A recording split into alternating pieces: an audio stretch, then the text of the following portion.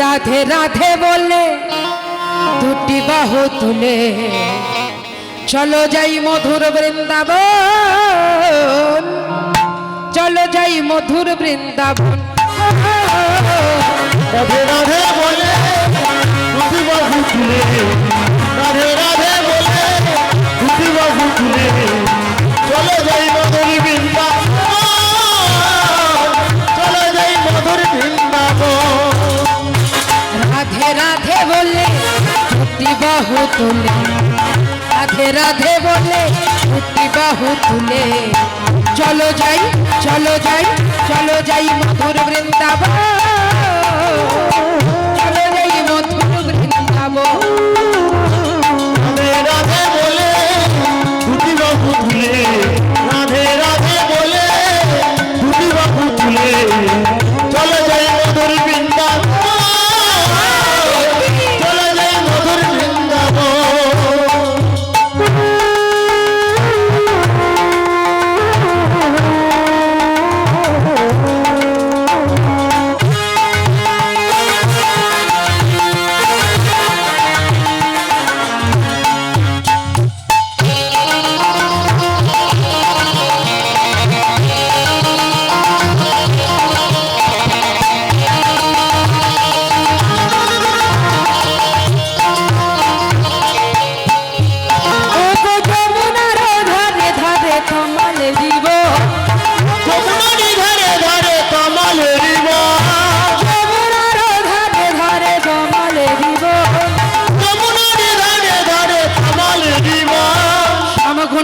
রাধা কুণ্ড গিরি গোবর্ধন, রাধা রাধে বলে দুটি বাহু তুলে চলো যাই মধুর বৃন্দাবন,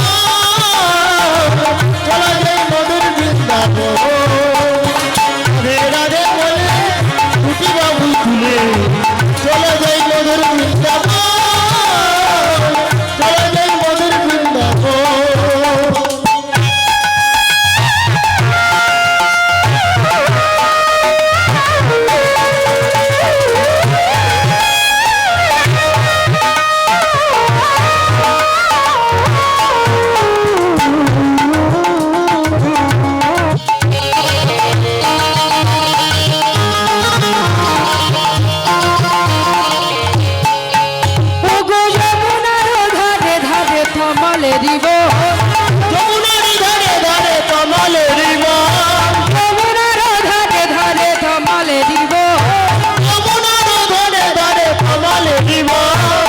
কুণ্ড রাধা কুণ্ড গিরি গোবর্ধন, রাধে রাধে বলে দুটি বাহু তুলে, রাধে রাধে বলে দুটি বাহু তুলে চলো যাই মধুর বৃন্দাবন, চলো যাই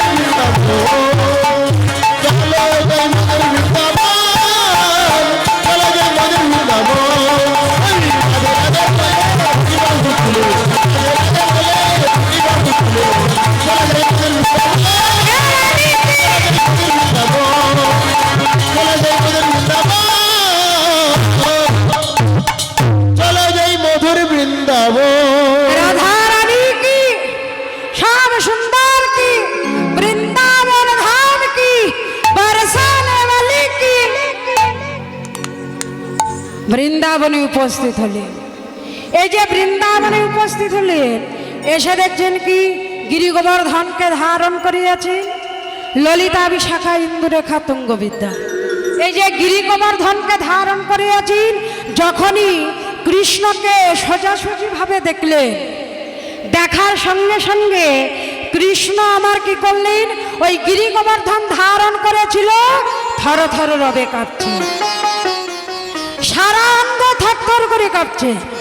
এখন যশোমতী মা বলছেন, এই শ্রীদা সুদা বলো, আরে আমার কৃষ্ণ এই 5-6 দিন হয়ে যায় কৃষ্ণ গিরি গোবর্ধন ধারণ করে আছে, সবাই মিলে একটু ঠেকনা দিই। তাই কি করলেন, হাতে যার যা হাতে ছিল কাছে পেয়েছে সব নিয়ে কি করলেন ঠেকনা দিয়ে দাঁড়িয়েছে।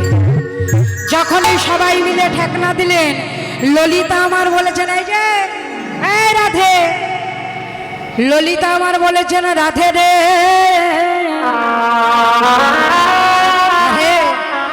যদি সোজাসুজি এইভাবে কৃষ্ণকে দর্শন করিস, তাহলে কৃষ্ণ যে সর্বাঙ্গ থরথর রবে কাঁপছে, তুই কি বুঝতে পারছিস না? তাই আমার কাঁধে মাথা দিয়ে দর্শন কর। তাই কি করলেন, ললিতার এই ভাব দেখে, কৃষ্ণকে দর্শন করছে দেখে, ললিতা এই ভাব দেখে যখনই ললিতা কথাগুলো বললেন, রাধারানী বলেছেন, এই ললিতা, ললিতা, তোর মনে কি একটু দয়া মায়া নেই? আরে আমি কতক্ষণ বধূকে দেখি নাই। ললিতা রে, ললিতা রে, ওরে আমার মধুমিয়া, ওরে আমার মরমিয়া, আমি কতক্ষণে আমার গোবিন্দকে দর্শন করি নাই। দর্শন করি নাই, গোবিন্দ দর্শনে তুই কেমন করে বাধা দিলি? আমি যদি এক দণ্ড আমার গোবিন্দকে দর্শন না করি, আমি দর্শন না করি, আমার যে কিছুতেই ভালো লাগে না। দেখ দেখ আমার গোবিন্দের কত কষ্ট হয়। ললিতা রে,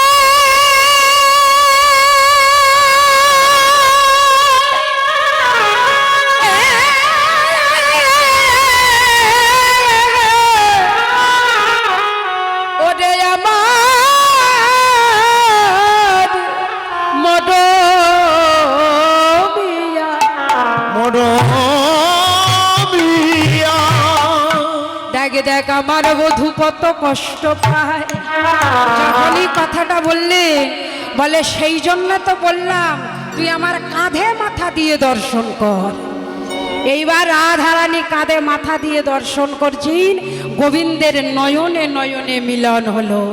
আর যখন গোবিন্দের নয়নে নয়নে মিলন হয়েছে, এদিকে স্বর্গাধিপতি ইন্দ্র কি করলেন, 7 দিনের দিন দেখলো ঝড় বৃষ্টি হতেই থাকলো, কিন্তু কিছুতেই ব্রজবাসী কেউ স্বর্গাধিপতি ইন্দ্রকে কেউ পুষ্পাঞ্জলি দেয় না।